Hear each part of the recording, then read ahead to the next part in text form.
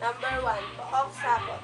Naglalaman ng impormasyon patungkol sa organisasyon at iba pa. Number 2, sulat troniko. Isang sistemang ginagamit upang makapag-send ng mensahe na mula sa isang computer sa iba pang gadgets. Anluwage. Ang gumagawa ng mga gusali, bahay at iba pa. Isa din ito sa marangal na trabaho sa Pilipinas. Number 4, miktinig. Isang aparatos na kung saan ang mga tao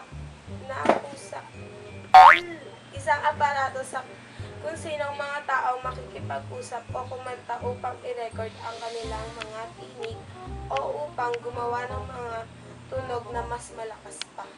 Yakis, ipatulis o patulisin. Number 6, pangulong hatinig, ginagamit sa pagpapatugtog.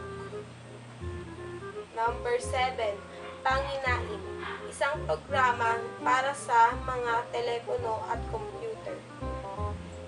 Pantablay, ginagamit sa mga gadgets upang magkaroon muli ng enerhiya para muling magamit.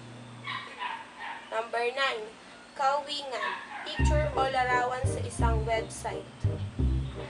Number 10, patlag, ginagamit sa transportasyon. Ang top 3 na napili ko ay